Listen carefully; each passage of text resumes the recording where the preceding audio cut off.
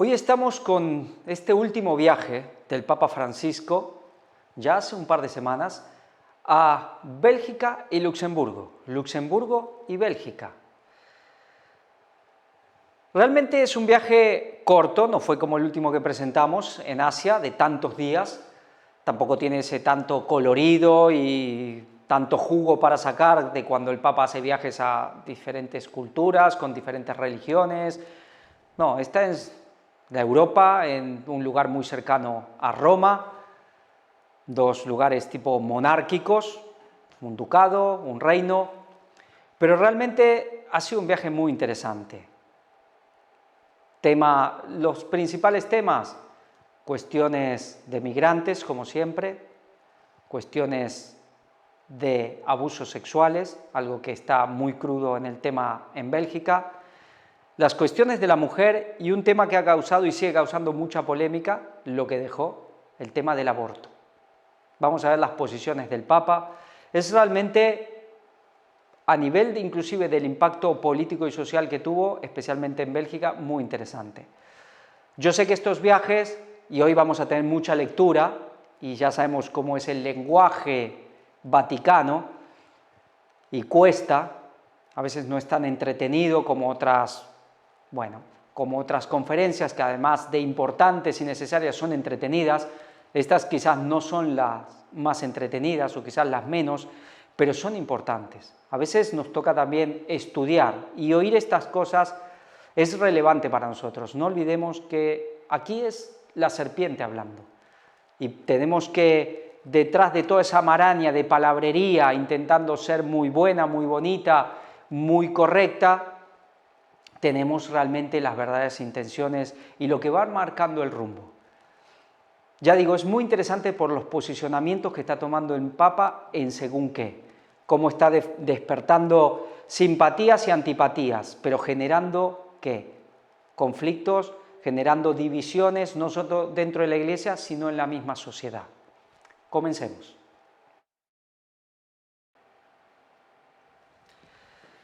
Y aquí tenemos el programa.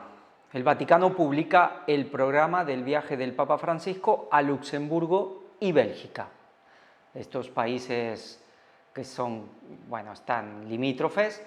Luxemburgo es como un ducado, pero también es como una monarquía parlamentaria, muy pequeña, pero muy rica a nivel del PIB per cápita, es de lo más rico del mundo. Y bueno, Bélgica es como la capital europea, por así decir, donde están los edificios y los edificios más representativos de lo que es la Comunidad Europea. Aquí vemos todo el plan, esto no lo vamos a leer, es un viaje ya más corto y más cercano. ¿Por qué es importante el viaje del Papa Francisco a Bélgica y Luxemburgo?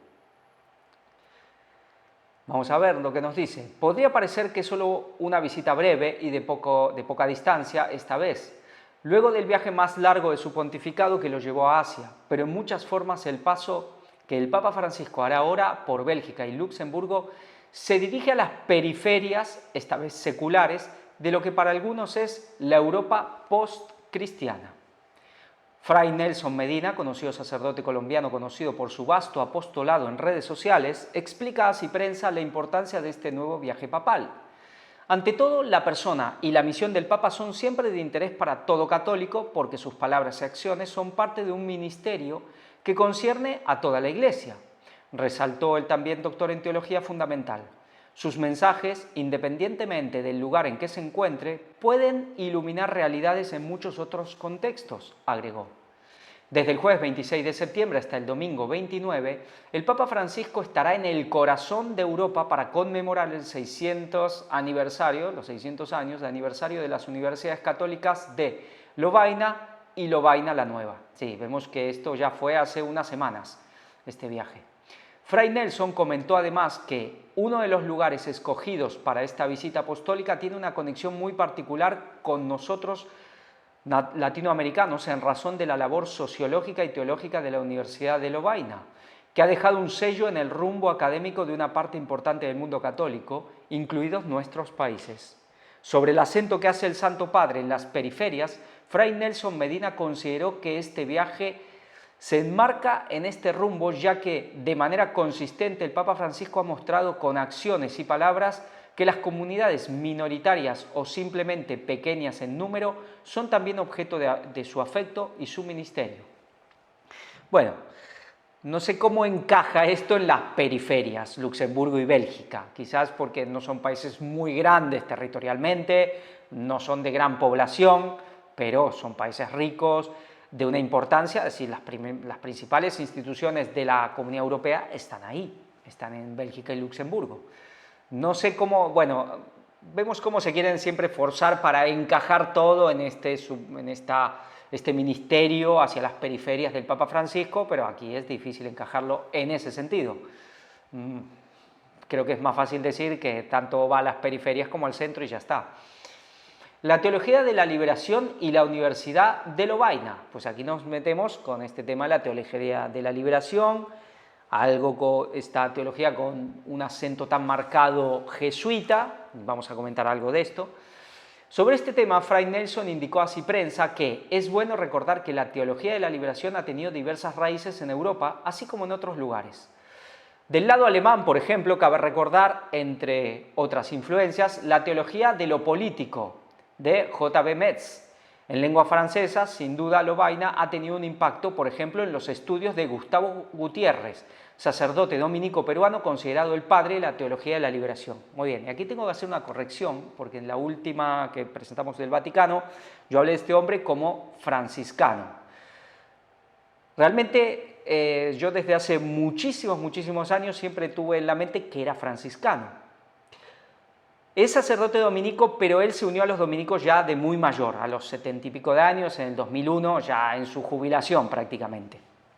Lo que era un sacerdote diocesano, a lo mejor leí o escuché diocesano y entendí franciscano, pero siempre me quedó la idea de que era franciscano, pero no. Él fue un sacerdote diocesano. ¿Qué significa un sacerdote diocesano? Que no pertenece a ninguna orden religiosa.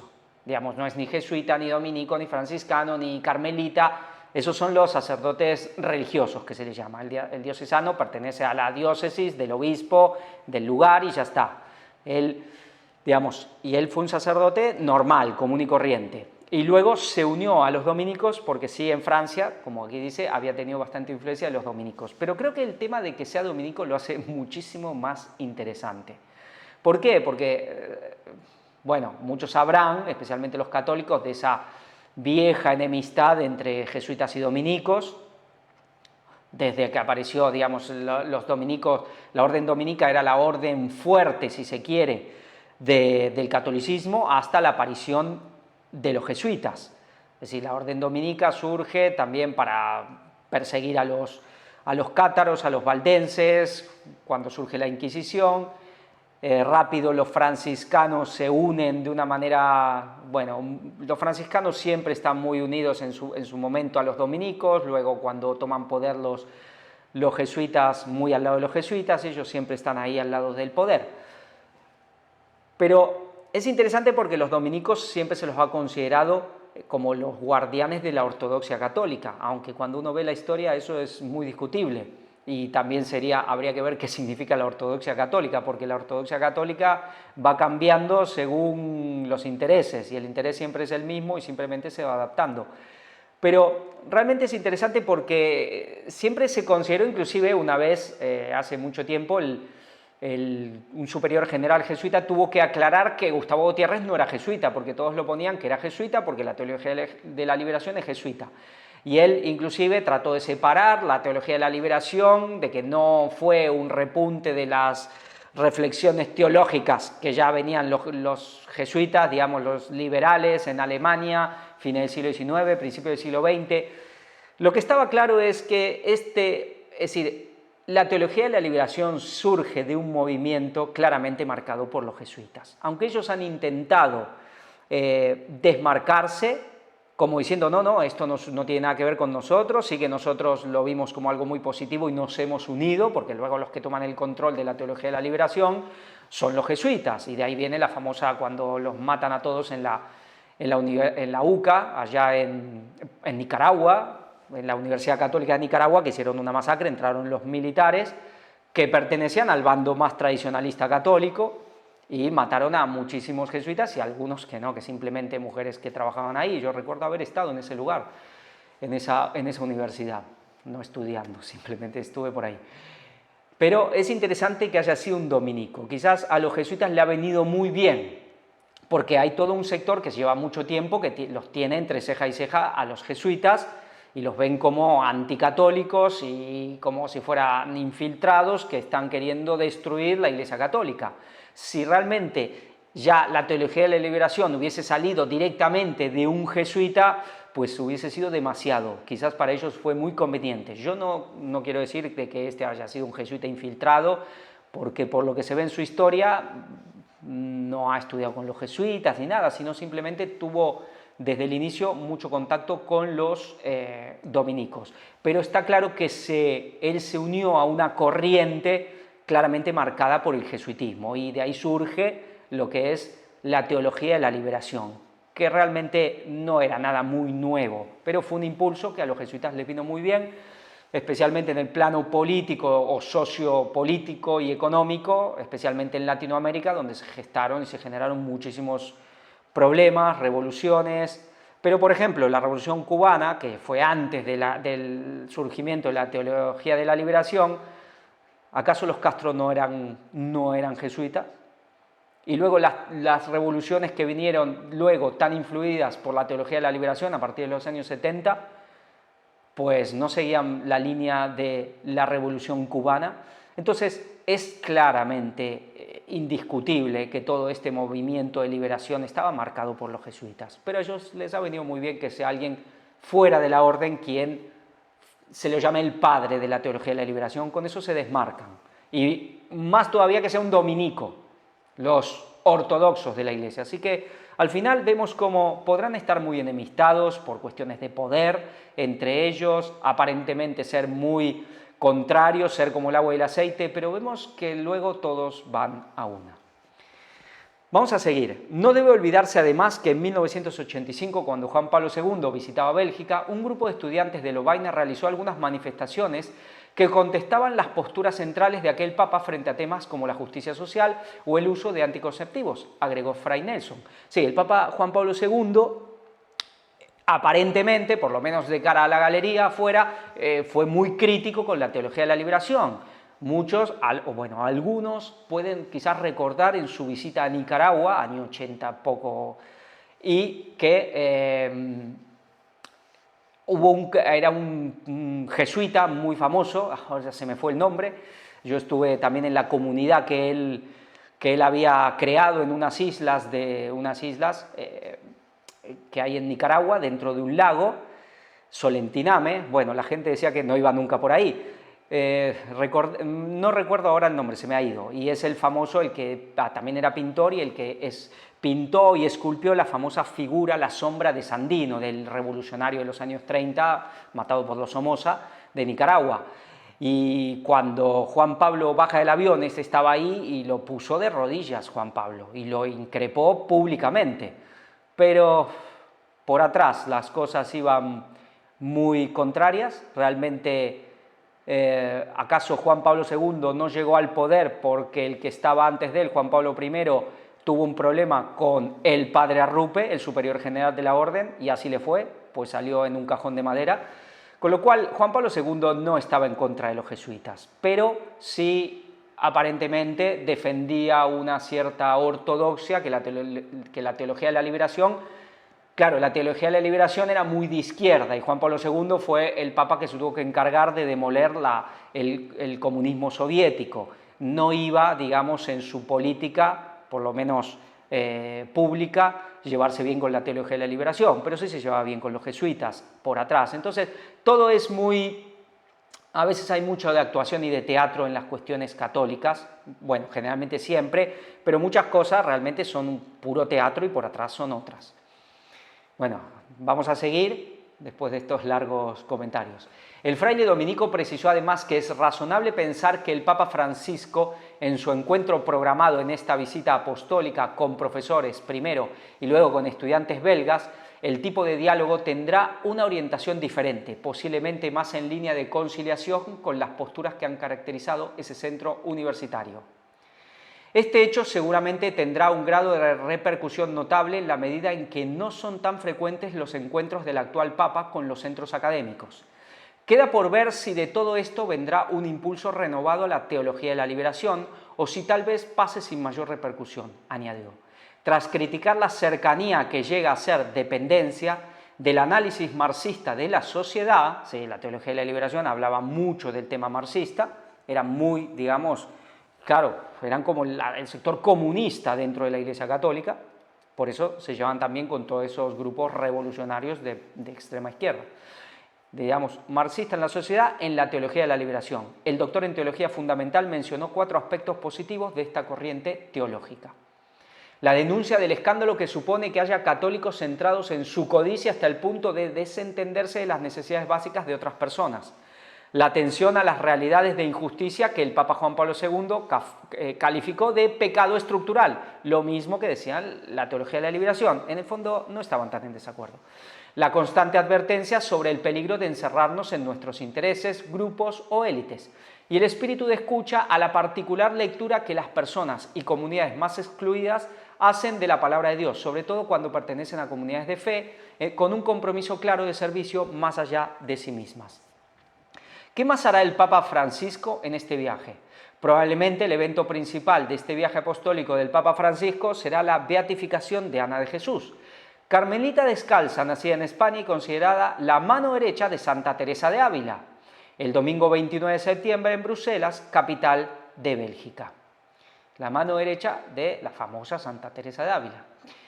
Ana Lobrera Torres, nombre de pila de Ana de Jesús, será elevada a los altares en el Estadio Balduino de la capital de Bélgica, país en el que falleció la futura beata española.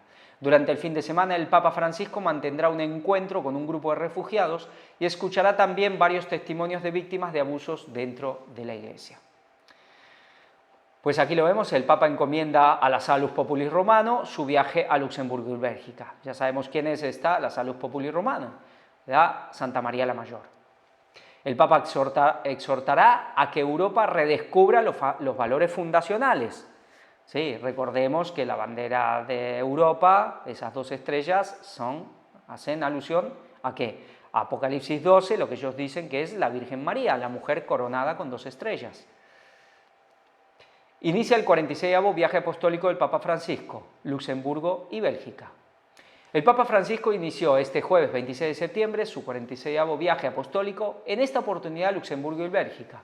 Su avión partió a las 8:29 minutos desde Roma, con destino a Luxemburgo para las actividades del primer día, encuentro con las autoridades y con la comunidad católica. El pontífice regresará a Roma la tarde del domingo 29 de septiembre, luego de su visita a Bruselas. Partiré hacia Luxemburgo y Bélgica. Les pido que recen por mí y por los frutos de este viaje al corazón de Europa Occidental, pidió el Papa en la audiencia general de esta semana. Antes de salir de su casa, el Papa Francisco recibió el saludo de un grupo de personas sin hogar, acompañadas por el cardenal Krajewski. Esta mañana, poco después de las 7 a.m., un grupo de unos 10 hombres y mujeres sin hogar, que encuentran refugio por la noche bajo la columnata de la plaza de San Pedro o en las calles de los alrededores, acompañados por el cardenal Konrad Krajewski, limosnero de su santidad. Sí, limosnero de su santidad. ¿Qué será? ¿Que le pasan los limones? Bueno, son estos cargos abundantes que hay en esta gran estructura que es el papado. Saludaron al Papa Francisco en la Casa Santa Marta antes de su partida para el viaje apostólico a Luxemburgo y Bélgica, informó la oficina de prensa de la Santa Sede.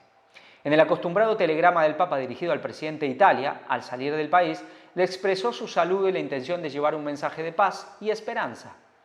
Mientras me dispongo a realizar un viaje apostólico a Luxemburgo y Bélgica, movido por un vivo deseo de encontrarme con mis hermanos en la fe y a los habitantes de esas queridas naciones llevando un mensaje de paz y esperanza, me complace dirigirle, señor presidente, la expresión de mi respetuoso saludo que acompaño con fervientes oraciones por el bien y la prosperidad de todo el pueblo italiano. Bueno, no sabemos si el presidente lo leerá o no, pero es parte del protocolo y lo tiene que hacer. Inclusive debe ser una cuestión legal. Los católicos de Luxemburgo, una catedral de corazones abiertos a todos. Francisco a los católicos de Luxemburgo, consolar y servir con el ejemplo de María, Como siempre, María es la principal en toda esta cuestión ya vaticana del fin del tiempo. El año mariano, inaugurado por el Papa, hoy en Luxemburgo, recuerda 4 siglos de devoción a María, consuelo de los afligidos, patrona del país, servir tema del jubileo mariano, consolar y la alegría de testimoniar el amor de Dios. Centraron en el discurso del pontífice a la comunidad católica reunida en la Catedral de Notre Dame. También los migrantes y los más vulnerables fueron recordados por el Santo Padre en el encuentro. Bueno, vemos aquí en esa Catedral de Notre Dame, aquí en Luxemburgo, donde todo, como siempre, el mensaje es centrado en María. Vatican News. El amor nos apremia a anunciar el Evangelio, abriéndonos a los demás, y el desafío del anuncio nos hace crecer como comunidad, ayudándonos a vencer el miedo de emprender nuevos caminos, empujándonos a acoger con agradecimiento la aportación de los demás. Sí, anunciar el Evangelio, pero sin proselitismo. Según él, estas palabras del Papa encierran el mensaje que ha querido llevar a los católicos de Luxemburgo, reunidos en la Catedral de Notre Dame, también para inaugurar el año jubilar mariano, con motivo de los 4 siglos de devoción a María, consuelo de los afligidos, patrona de la nación. Vemos aquí, ¿quién es la patrona de Luxemburgo? Pues María. Llovía, en ese momento llovía, pero él tiene uno que le pasa los limones, el otro que le pone el paraguas, en eso nunca va a tener problema el Papa. El Papa llegó a las 16:23 horas a la entrada principal de la catedral abarrotada de fieles y personas que, no obstante la intensa lluvia, acompañaron el trayecto del Papa desde el arzobispado, bordeando las calles del centro de la ciudad. En el interior del templo, entre los invitados y en primera fila junto a los enfermos y discapacitados, el gran duque de Luxemburgo, Enrique, y su esposa María Teresa, luego el saludo del cardenal Jean-Claude Hollerich, arzobispo de Luxemburgo. El testimonio de un joven, Diogo, las palabras de la señora Christine, vicepresidenta del Consejo Diocesano de Pastoral, y de Sor María Perpetua, representante de las comunidades lingüísticas, espléndidos cantos corales y el sugestivo espectáculo de danza Laudato Si, pues ya tiene su danza de todo. Precedieron las palabras del Papa Francisco, que iniciaron haciendo referencia precisamente al año jubilar mariano que los católicos de Luxemburgo se aprestan a vivir. Dentro de unos momentos, en la oración de apertura del año mariano, pediremos a la Madre de Dios que nos ayude a ser misioneros, dispuestos a dar testimonios de la alegría del Evangelio, conformando nuestro corazón al suyo para ponernos al servicio de nuestros hermanos. Hay que misionar, pero sin proselitismo, eso nunca hay que olvidarse. La acogida, para servir a los hermanos, que además de dar título al año mariano, es punto de partida del discurso del Papa basado en 3 palabras: servicio, misión y alegría. El servicio que para el pontífice se traduce en algo más urgente, el de la acogida, que Luxemburgo tiene y mantiene viva por su apertura a tantos inmigrantes, y una herencia que ha hecho del país una casa acogedora para todo el que llame a vuestra puerta pidiendo ayuda y hospitalidad. Bueno, ¿será? Es el país con el PIB por cápita de los más altos o el más alto del mundo. No creo que debe ser tan fácil tener la residencia de Luxemburgo. Un deber de justicia, dijo Francisco recordando las palabras de San Juan Pablo II cuando recordaba las raíces cristianas de la cultura europea. Bueno, pero sí es verdad que es Europa, es Comunidad Europea. Así que eso... Y sabemos cómo Europa con los inmigrantes durante bastante tiempo ha estado muy de puertas abiertas, pero ahora parece que la cosa está cambiando. En Luxemburgo, cuando animó a los jóvenes a trazar el camino de una Europa no solo de bienes y mercancías, sino de valores, de hombres y de corazones. Insisto en esto, una Europa y un mundo en los que el Evangelio se comparta en la palabra de anuncio unida a los signos del amor. La misión, haciéndose de la frase pronunciada por el cardenal Hollerich en su saludo sobre una evolución de la Iglesia luxemburguesa, en una sociedad secularizada progresa, madura, crece. El Papa añadió que no se repliega en sí misma, triste, resignada, resentida, sino que acepta el desafío en fidelidad a los valores de siempre, de redescubrir y revalorizar de manera nueva los caminos de evangelización, pasando cada vez más de una simple propuesta de atención pastoral a una propuesta de anuncio misionero. Realmente Gracias a Dios que esto no es el Evangelio, gracias a Dios que esto no es la Biblia, el cristianismo, porque imaginemos a Jesús hablando así, pues obviamente sería, vaya chasco. Pero ellos no anuncian realmente al Mesías, anuncian a otro Mesías, porque Jesús no hablaba así, porque la Biblia no habla así, porque los profetas no hablaban así, realmente son muy densos para hablar, es un mensaje que no sorprende porque la gente huye.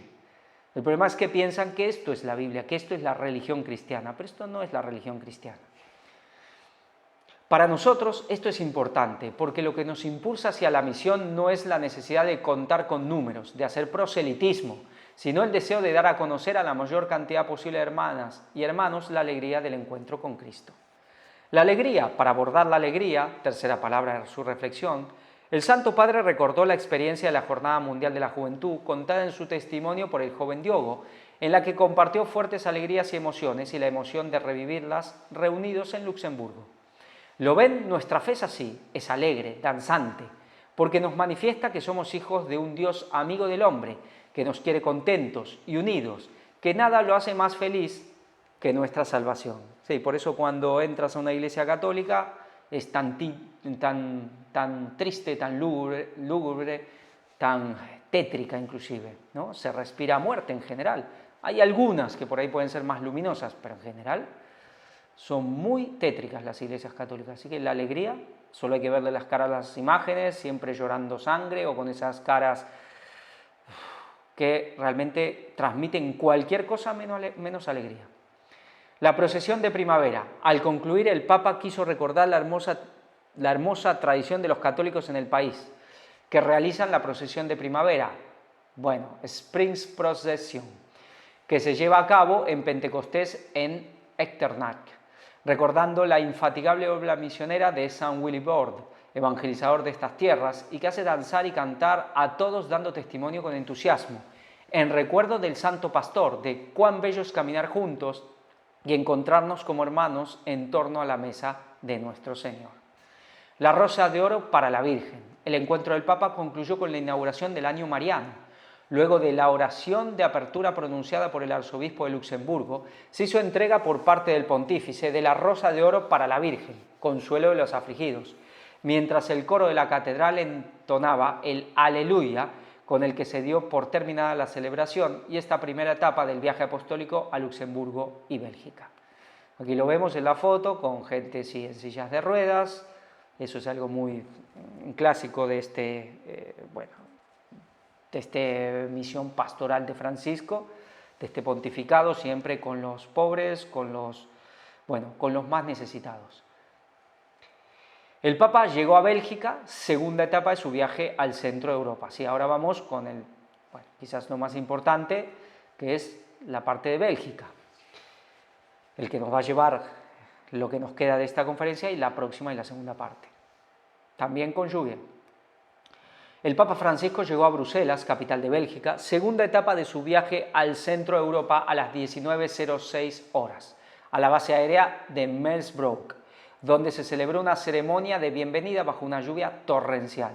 Tras el aterrizaje del Boeing 737 de la compañía Luxair, el nuncio apostólico en Bélgica, el arzobispo Franco Coppola, y el jefe de protocolo de Bélgica subieron al avión por la escalerilla delantera para saludar al Papa. Cuando el pontífice bajó del avión, sonó un breve himno de bienvenida, Aux Jams, reservado a los jefes de Estado.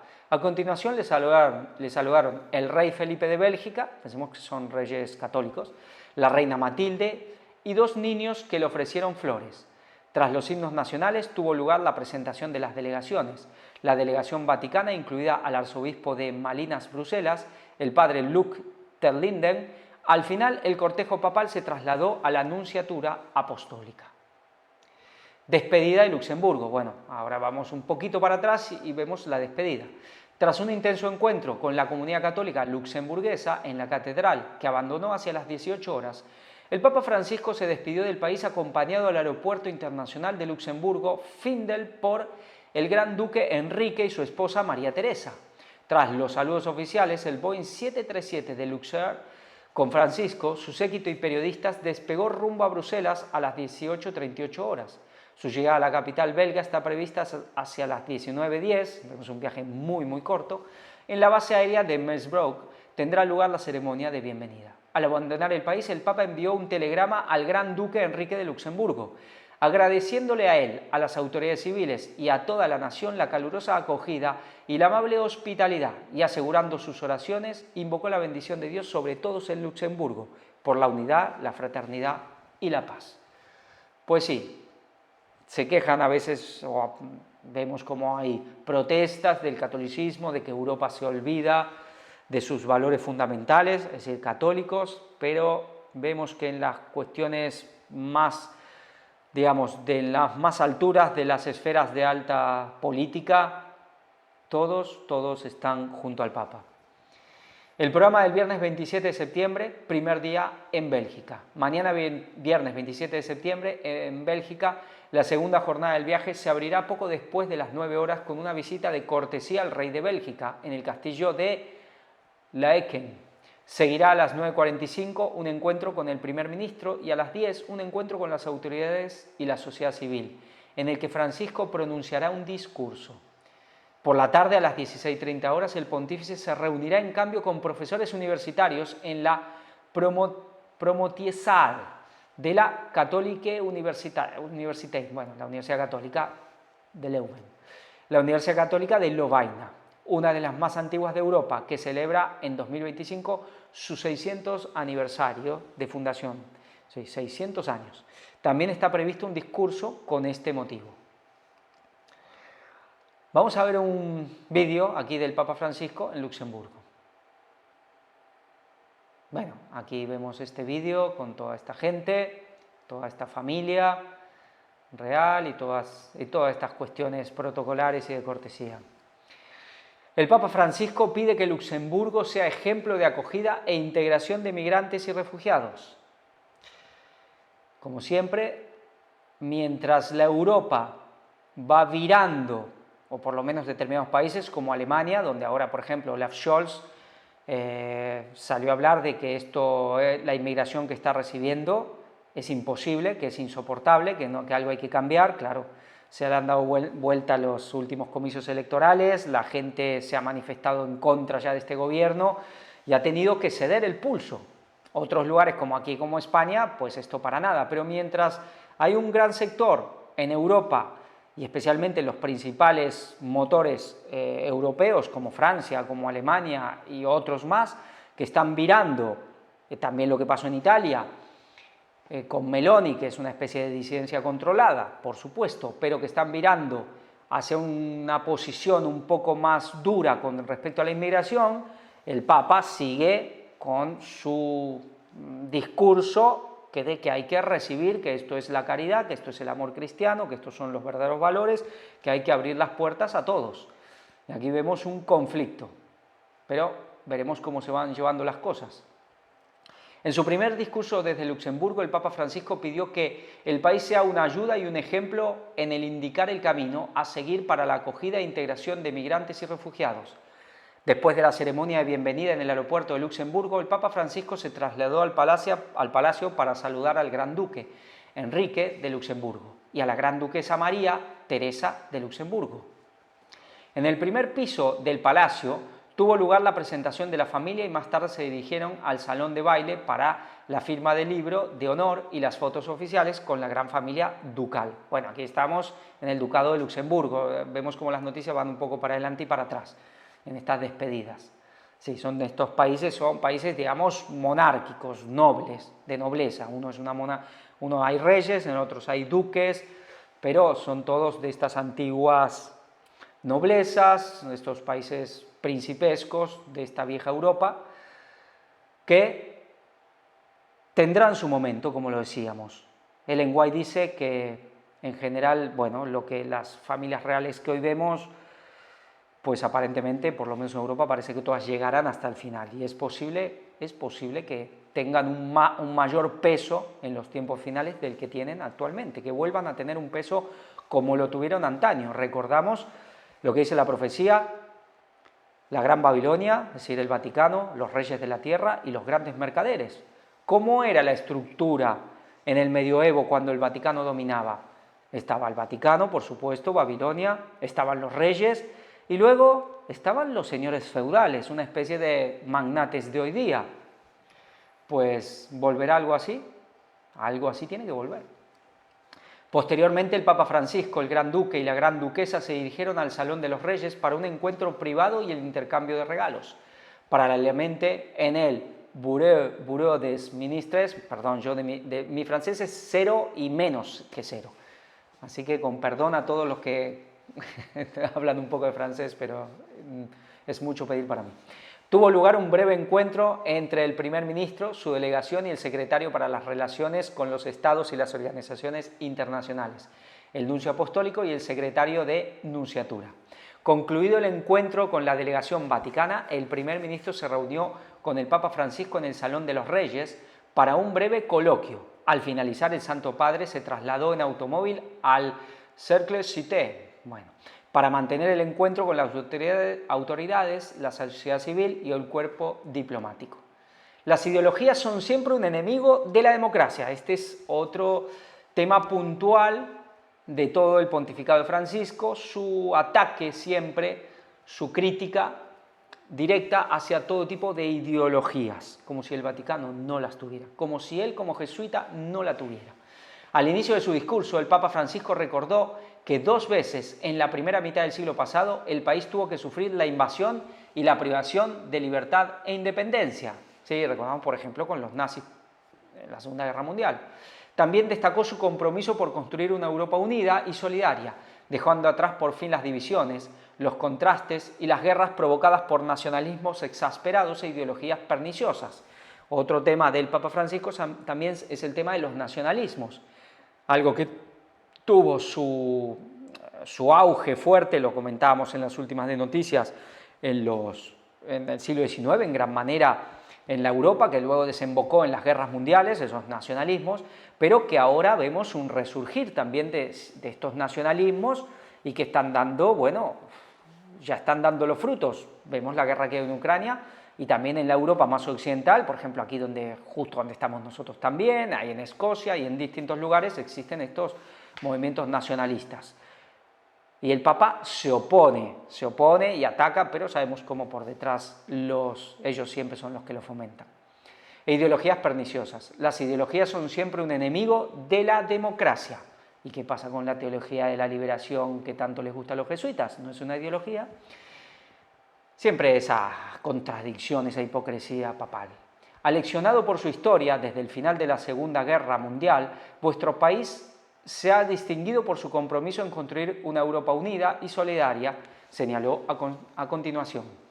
Enfatizó asimismo su papel como miembro fundador de la Unión Europea y destacó que su sólida estructura democrática, que vela por la dignidad de la persona humana y la defensa de sus libertades fundamentales, es el requisito indispensable para desempeñar un papel tan relevante en el contexto continental. En este sentido, destacó la paciente construcción de instituciones y leyes sabias que, al regular la vida de los ciudadanos, según criterios de equidad y en el respeto del Estado de Derecho, sitúan a la persona y al bien común en el centro, previniendo y contrarrestando los peligros de discriminación y exclusión. Más tarde, el pontífice hizo un particular llamado para que se establezcan relaciones solidarias entre los pueblos, de modo que todos sean partícipes y protagonistas de un ordenado proyecto de desarrollo integral. El desarrollo, para ser auténtico e integral, continuó el Santo Padre, no debe expoliar y degradar nuestra casa común, ni debe dejar al margen a pueblos o grupos sociales. ¿Y cómo son los regímenes siempre bajo el catolicismo? Son regímenes totalmente expoliadores. ¿Qué pasa con todos los países que son, digamos, de herencia católica, como España, como Latinoamérica? Son sistemas totalmente que expolian a las clases medias, que las desangran para alimentar y que vivan unas ciertas élites, ya sean religiosas, políticas y más, a costa del sacrificio de los trabajadores. Es algo que cambió en gran manera con los movimientos protestantes. Y él luego habla de que no se debe expoliar, pero si eso es a lo que se dedica el Vaticano. La riqueza es una responsabilidad. Remarcó también que la riqueza es una responsabilidad, y por ello pidió una vigilancia constante para no descuidar a las naciones más desfavorecidas. Es más, para que se les ayude a salir de sus condiciones de empobrecimiento. Otra vez más, ¿qué pasa con las naciones siempre católicas? ¿Cuáles son las que más se han enriquecido? Las protestantes. Por eso ahora hay que hundirlas. Esta es, según el Papa Francisco, una manera adecuada para conseguir que disminuya el número de los que se ven obligados a emigrar, a menudo en condiciones inhumanas y peligrosas. Por ello exhortó a que Luxemburgo sea una ayuda y un ejemplo en indicar el camino a seguir para la acogida e integración de migrantes y refugiados. Bueno, ¿cuántos podrá soportar Luxemburgo? Es un lugar muy, muy pequeñito. Por desgracia hay que constatar el resurgimiento, incluso en el continente europeo, de desavenencias y enemistades que, en lugar de resolverse sobre la base de la buena voluntad mutua, la negociación y la labor diplomática desembocan en hostilidades abiertas con su secuela de destrucción y muerte, cosas que a ellos les interesa, divide y reinarás y vencerás. A continuación lamentó que parece que el corazón humano no siempre sabe preservar la memoria y que periódicamente se extravía y vuelve a los trágicos caminos de la guerra. Para curar esta peligrosa esclerosis es necesario mirar hacia lo alto, es necesario que la vida cotidiana de los pueblos y de sus gobernantes esté animada por elevados y profundos valores espirituales, que impidan el extravío de la razón y la vuelta irresponsable a cometer los mismos errores del pasado, agravados además por el mayor poder técnico del que ahora dispone el ser humano. Sí, la vuelta irresponsable a cometer los mismos errores del pasado. Y vaya que el mundo, Europa, Occidente, lo volverá a cometer y le volverá a dar el poder al papado. Ese va a ser el mayor error de la historia. El Evangelio de Jesucristo es el único capaz de transformar profundamente el alma humana. A continuación afirmó que el Evangelio de Jesucristo es el único capaz de transformar profundamente el alma humana, pero no dice que no hay que convertir a la gente luego, haciéndola capaz de obrar el bien incluso en las situaciones más difíciles, de apagar los odios y reconciliar a las partes en conflictos. Añadió que ha visto que el porcentaje de nacimientos en el país, que el porcentaje de nacimientos en ese país, y por ello les pidió, bueno, aquí la traducción es un poco, debe ser de los pocos nacimientos, la baja índice de natalidad, y por ello les pidió más niños. Es el futuro, aseguró. Sí, es el tema que ahora se está poniendo sobre la mesa, la cuestión de que se necesitan más niños. Por eso dicen, bueno, que hay que traer gente de otros lugares, y así surge todo el tema de que la teoría del reemplazo, de reemplazar poblaciones. Ya vemos como China también ahora ha empezado a intentar terminar con esa de política de un hijo. Bueno, y aquí el Papa pide que haya que tener más niños. Asimismo, a modo de conclusión, enfatizó que es urgente que quienes están investidos de autoridad se comprometan con constancia y paciencia en llevar adelante negociaciones honestas con vistas a resolver los desacuerdos, con ánimo dispuesto a encontrar compromisos honorables que no socaven nada y que puedan, en cambio, construir seguridad y paz para todos. Sí, seguridad y paz y seguridad. El Papa Francisco deja una propina de 100 euros en una cafetería de Luxemburgo. Pensé que era una broma. Bueno, está muy bien, ¿no? Una propina de 100 euros. La visita tuvo lugar en el Café Gruppetto, situado en la calle Notre Dame. El Papa Francisco se desplazó este jueves a Luxemburgo para encontrarse con sus fieles y se tomó un expreso en el Café Gruppetto, hecho que sorprendió a Jacín, camarero del local, que no se esperaba a este cliente especial. El pontífice felicitó al joven por su trabajo y le dejó una propina de 100 euros por un café, según indica el periódico Le Quotidien. Entró un policía que llevaba puesto un auricular, se acercó a mí y me explicó que el Papa Francisco iba a entrar en cualquier momento y se iba a sentar a tomar un café. Pensé que era una broma, pero no, era real, señala el periódico luxemburgués Jacín, quien atendió al pontífice. No todos los días recibimos al Papa, bueno, eso seguro que no, en nuestro establecimiento. Es increíble, ¡wow! Por supuesto, no me lo esperaba. Cuando me levanté esta mañana, continúa el camarero de esta cafetería situado en la calle de Notre Dame. Bueno, bueno, no me quiero imaginar que a uno le pase, imaginemos que somos alguien del cuarto ángel que nos toca trabajar de camarero o algo así y de pronto viene el Papa. Vaya, y a uno no le quede más remedio que servir a la bestia. Qué momento. Bueno, espero que a nadie le pase esto. Esperemos que no. Cuando lo vi tuve que respirar hondo, señala Jacín al diario, que explica además que el Papa es accesible y amigable con la gente. Y se tomó fotos con los clientes que se encontraban en la cafetería. Bueno, aquí lo vemos con este peinado medio tipo Rastafari, muy moderno, y atendiendo al Papa. Y se ligó una propina de 100 euros. Primer ministro belga critica al Papa Francisco por historial de abusos en la Iglesia Católica. Sí, aquí hubo un conflicto con cosas que dijo el Papa sobre... Bueno, ahora vamos a leer algo. La Iglesia debería avergonzarse, pedir perdón y tratar de resolver esta situación con humildad cristiana, aseguró el sumo pontífice. El primer ministro de Bélgica, Alexander De Croo, ha criticado al Papa Francisco por la larga historia de encubrimientos de abusos sexuales contra menores cometidos por parte del clero de la Iglesia Católica. ¿Pero por qué viene esto? Hoy en día las palabras por sí solas no bastan. También necesitamos medidas concretas, dijo este viernes De Croo durante la ceremonia de bienvenida al sumo pontífice en el país europeo. Las víctimas necesitan ser escuchadas, necesitan estar en el centro. Tienen derecho a la verdad. Las fechorías necesitan ser reconocidas, añadió De Croo, frente a una audiencia de miembros de la realeza, funcionarios de la Iglesia, diplomáticos y políticos en el castillo de Laeken, la residencia de la familia real belga. En sus palabras, De Croo recalcó que la fe de los belgas se ha visto afectada en los últimos años por los numerosos casos de abusos contra menores y adopciones forzadas. En este sentido, señaló que aunque los ministros de la Iglesia se han esforzado por acabar con estas injusticias, aún queda mucho camino por recorrer. Cuando algo sale mal, no se puede aceptar el encubrimiento porque perjudica el valioso trabajo realizado por todos, aseveró. Por su parte, el Papa lamentó que actualmente este crimen sigue existiendo dentro de la Iglesia, que, dijo, debe avergonzarse, pedir perdón y tratar de resolver esta situación con humildad cristiana. En marzo de este año, Francisco destituyó al obispo emérito de la ciudad de Brujas, Bélgica, Roger van Geloo, o algo así, 14 años después de que el religioso reconociera que había abusado sexualmente de un sobrino. En este caso, el obispo belga, Joan Boni, aseguró que el Vaticano se interpuso para que las autoridades tomaran las medidas necesarias y que, a pesar de años de peticiones y presiones dentro de sus propias filas, no hicieran nada al respecto. La visita del Papa a Bélgica energizará a la comunidad católica. Abusos en Bélgica, una herida sin cicatrizar para la Iglesia.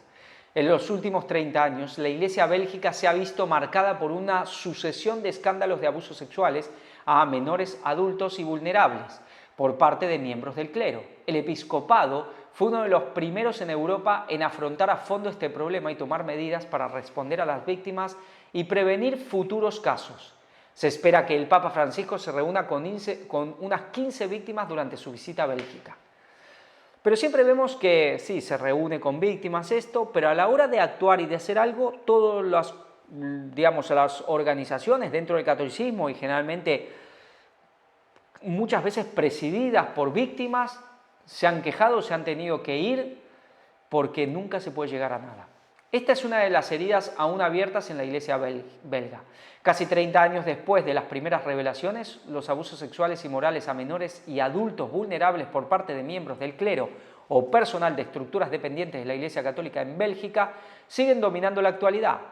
Pierre Bernard, coordinador del punto de contacto de la Iglesia de Bélgica para los abusos en la zona francófona del país, hace un repaso del trabajo realizado en favor de las víctimas de abusos que han prescrito. ¿El tema de los escándalos de abusos es central para la Iglesia en Bélgica? Sí, nos han afectado mucho varios acontecimientos aquí en Bélgica. El primero fue hace varios años, fue el caso de Van Geloo, que era obispo de Brujas, y eso nos afectó mucho. También tuvimos en la parte francófona de Bélgica la presentación del informe SIACE en Francia, un informe muy voluminoso, presentado hace aproximadamente un año. Tuvo un efecto muy fuerte. Luego vino el asunto de Jean Venier. Muy recientemente también se produjo el impacto de las revelaciones sobre el Abbé Pierre en Francia, que también despertaron recuerdos extremadamente dolorosos en las víctimas. Todo esto para explicar que el problema de los abusos aquí en la Bélgica francófona sigue estando extremadamente presente. En la parte neerlandófona de Bélgica se emitió un programa llamado Godvergeten, Les oubliés de Dieu, Los olvidados de Dios, en francés, tuvo una gran repercusión en Flandes. Desde su emisión se han presentado 180 nuevas denuncias de víctimas en Flandes y unas 40 en la parte francófona. A raíz de este programa cultural se creó una nueva comisión parlamentaria a nivel federal y regional flamenco. El Parlamento Federal y el Parlamento Flamenco han presentado recientemente sus conclusiones y la Iglesia está decidida a aprender las lecciones de los trabajos de estas dos comisiones parlamentarias y trabaja intensamente en este tema. Lo que sí es que obviamente todos estos estas aparentes acciones para solucionar los casos, para impedir que sigan ocurriendo este tipo de cosas, para recompensar a las víctimas, para realmente hacerse cargo de la cuestión, están dando y darán sus frutos. Mostramos en las noticias el famoso caso de este Diddy, del rapero, y cómo se ve, claro, ¿qué está pasando ahora que se revela lo de Epstein, lo que se revela de Diddy, gente que trabaja para inteligencias, que están trabajando para los más altos poderes y que de pronto alguien decide descorrerle el velo, les bajan el pulgar? Ya vemos lo que pasó con uno que se suicidó o lo suicidaron en la cárcel, veremos qué pasa con este otro. Pero hay algo que está claro, el papado se está ocupando de que todo el mundo vea y que todo el mundo pueda darse cuenta, o como decir, ven que nosotros no somos los únicos. ¿Ven cómo los políticos, las monarquías, sí, estuvo en el caso de Epstein, estuvo muy implicado un miembro, un hijo de la reina de Inglaterra, el príncipe Andrés. Ahora parece que con Diddy también había sus relaciones con uno de los hijos del rey de ahora, el Harry, que vive allá, que vive por esas zonas de Los Ángeles o por ahí. Entonces, luego hay políticos, deportistas, ni hablar de obviamente actores, músicos. Es decir, y cuando se empiezan a destapar estas cosas, uno ve que todas las élites de todos los sectores están metidos en esto mismo.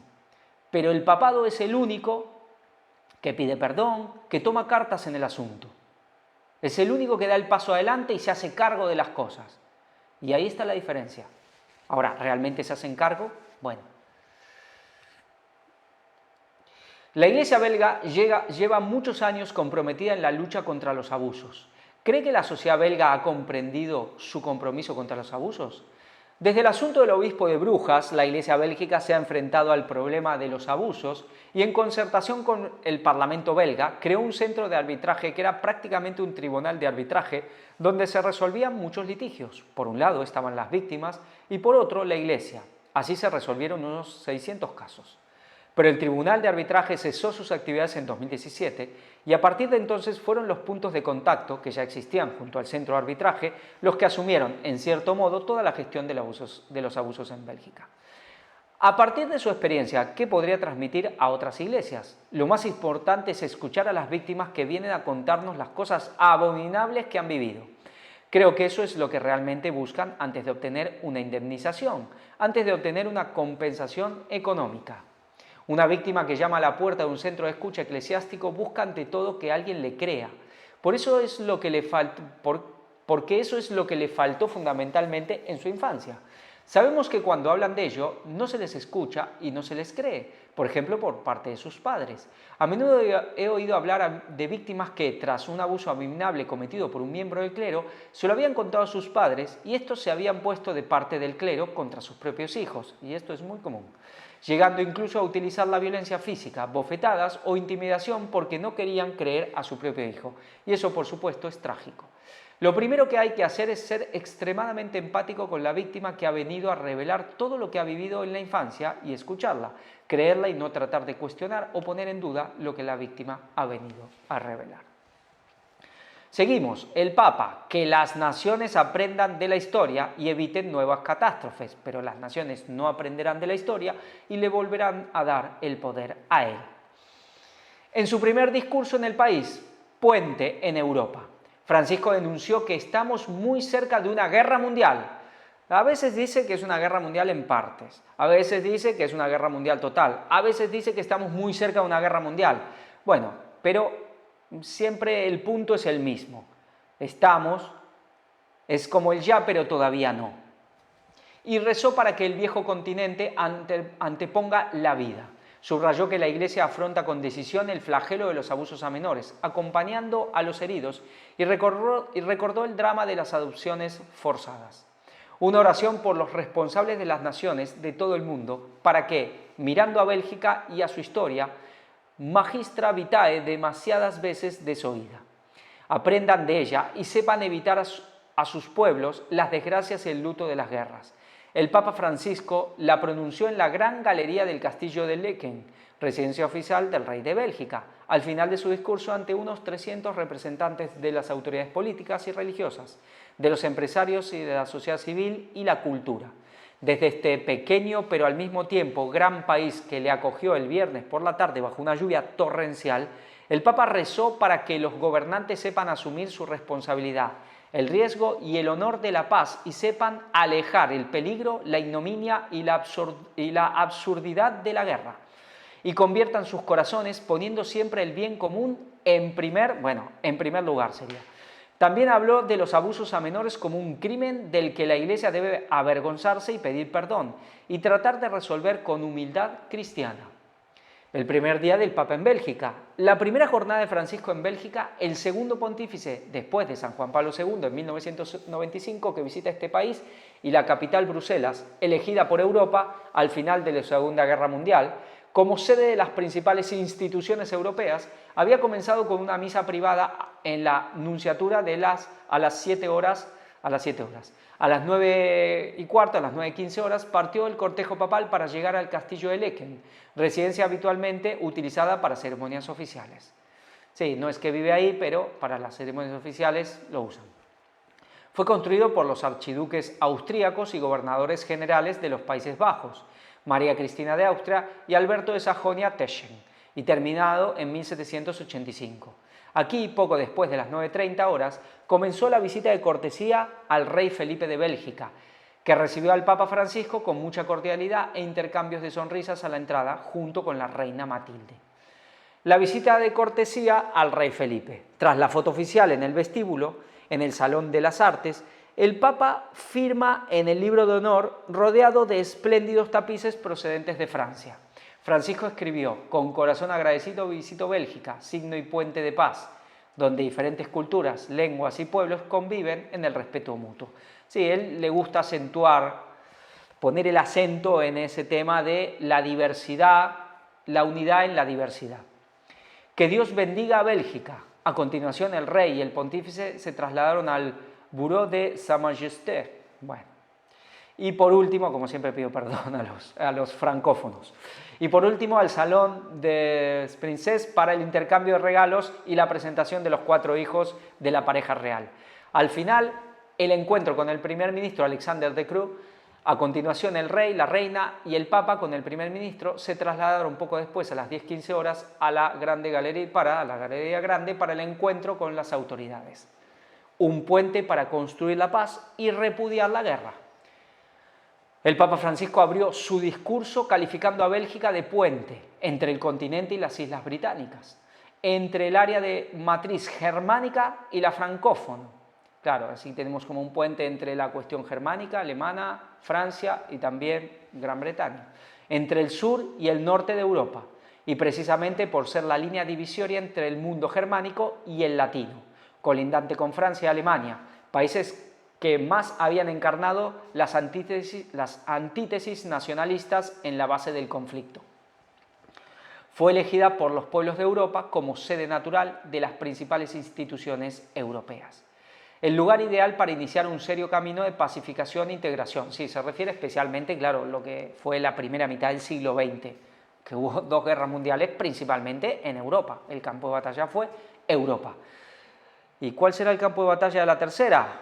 Bueno, obviamente se expandirá al mundo entero, pero ya vemos cómo Europa está al borde de una guerra fuertísima. Un lugar ideal, casi una síntesis de Europa, explicó el Papa, desde el cual iniciar su reconstrucción física, moral y espiritual. Bueno, digo que Europa en realidad ya está en una guerra muy fuerte. Lo que pasa es que me refiero quizás a la Europa occidental, pero en la parte oriental de Europa llevamos 2 años en guerra con 1 millón de muertos. Es una cosa impresionante. Un puente, por tanto, para permitir que la concordia se expanda y las controversias se disipen, donde cada uno encuentra al otro y elige la palabra, el diálogo y el intercambio como medio para relacionarse. Un lugar donde se aprende a hacer de la propia identidad no un ídolo o una barrera, sino un espacio de acogida, que sea punto de partida y retorno donde se promueven intercambios válidos, se buscan juntos nuevos equilibrios y se construyen nuevas síntesis. Un puente que favorece el comercio, que comunica y pone en diálogo las civilizaciones. Un puente, por lo tanto, indispensable para construir la paz y repudiar la guerra. Entonces, ¿qué se necesita para la reconciliación, para que todo esto, para que haya paz y seguridad? Un puente o construir puentes. ¿Y quién es el constructor de puentes?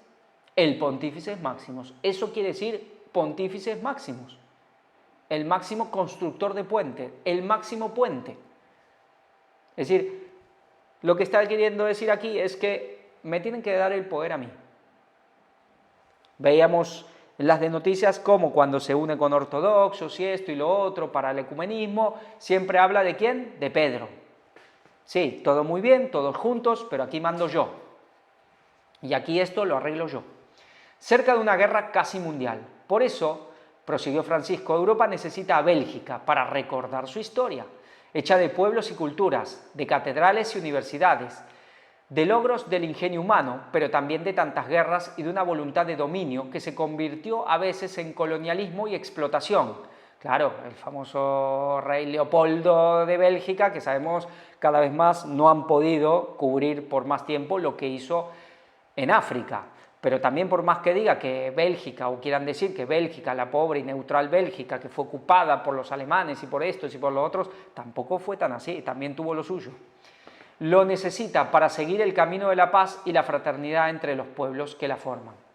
Este país recuerda a todos los demás que cuando, basándose en las más variadas e insostenibles excusas, se comienzan a descartar las fronteras y los tratados y se deja a las armas el derecho de crear el derecho, subvirtiendo el que está vigente, se destapa la caja de Pandora y todos los vientos comienzan a soplar violentamente.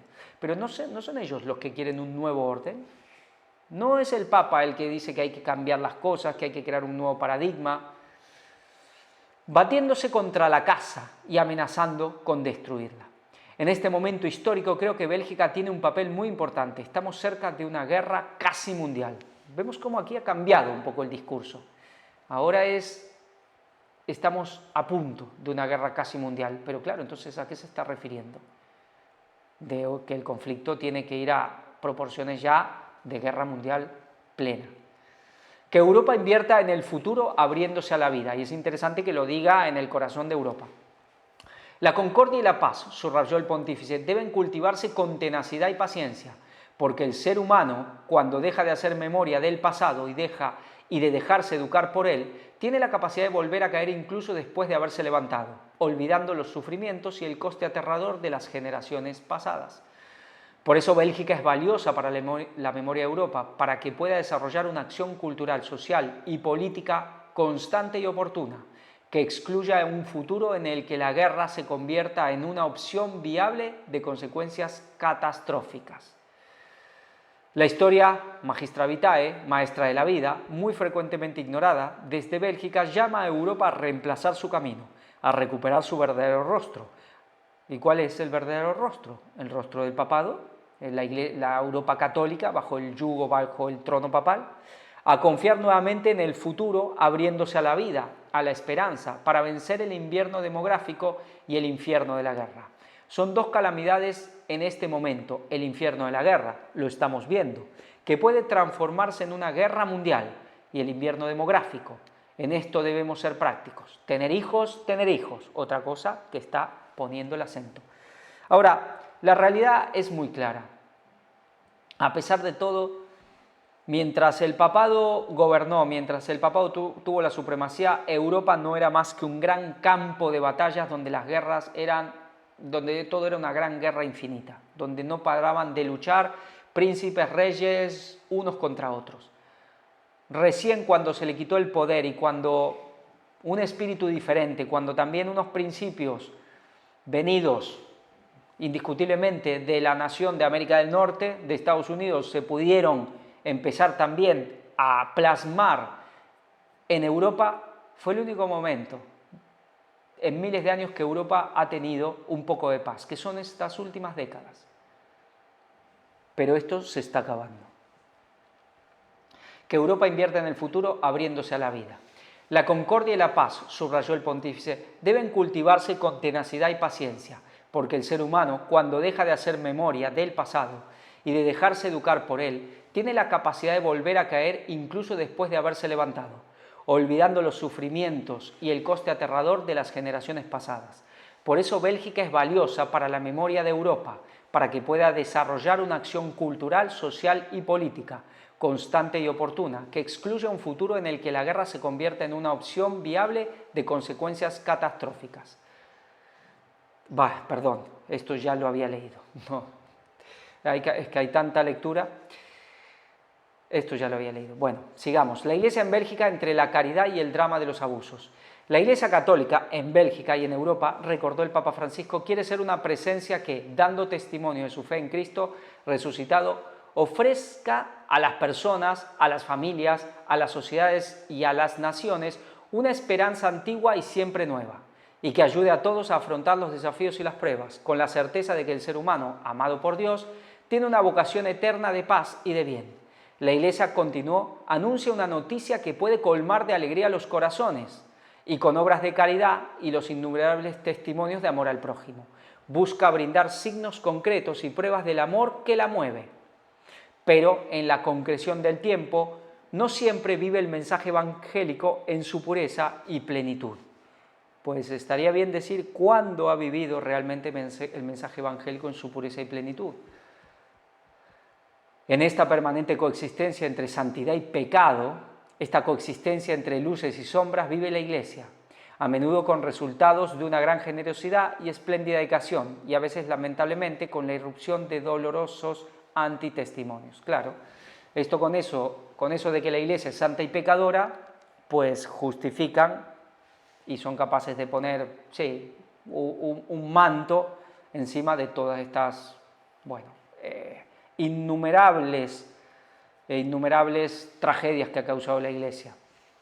Pienso en los dramáticos casos de abusos de menores, pero ¿por qué no habla también de todas las guerras, de todas las masacres que ha generado la Iglesia también? Un flagelo que la Iglesia está afrontando con decisión y firmeza, escuchando y acompañando a las personas heridas e implementando un amplio programa de prevención en todo el mundo. Un crimen del que la Iglesia debe avergonzarse. Francisco, levantando la vista de su discurso preparado, añadió que esta es la vergüenza que hoy todos debemos tomar en nuestras manos. Debemos pedir perdón y resolver el problema, añadió. Pensamos en el tiempo de los santos inocentes y decimos, oh, qué tragedia lo que hizo el rey Herodes. Pero hoy en la Iglesia misma existe este crimen y la Iglesia debe avergonzarse y pedir perdón y tratar de resolver esta situación con humildad cristiana y actuar todas las cosas, todas las posibilidades para que esto no vuelva a ocurrir. Alguien me dice, pero santidad, piense que, según las estadísticas, la inmensa mayoría de los abusos se producen en la familia o en el barrio o en el mundo del deporte o en la escuela. Bueno, claro, aquí el Papa diciendo, pero el resto son peores. Es decir, nosotros, sí, está mal, pero igual somos los mejorcitos de todos. ¿Seguro? ¿Seguro que en la escuela se producen, o en el mundo del deporte, más abusos que lo que ha hecho el catolicismo? Esto no se lo cree nadie. Si basta uno solo para avergonzarse, en la Iglesia debemos pedir perdón por esto, que los demás pidan perdón por su parte. Esta es nuestra vergüenza y humillación.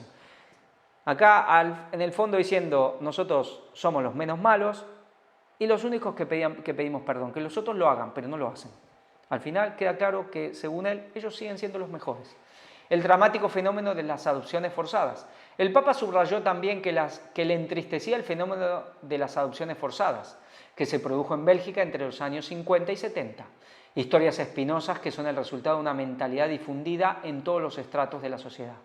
A menudo, la familia, incluso la Iglesia, explicó, pensaban que para quitar el estigma negativo que desgraciadamente en esos tiempos afectaba a la madre soltera, era preferible por el bien de ambos, madre e hijo, que este último fuera adoptado.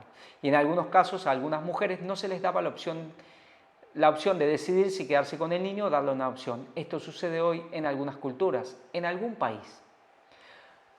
Sí, todo este caso del robo de bebés también. ¿Por qué?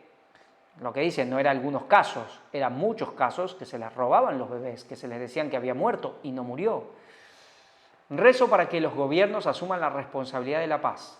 Por eso Francisco suplicó al Señor que la Iglesia encuentre siempre en sí misma la fuerza para actuar con claridad y no uniformarse con la cultura dominante, incluso cuando ésta utiliza manipulando los valores que derivan del Evangelio.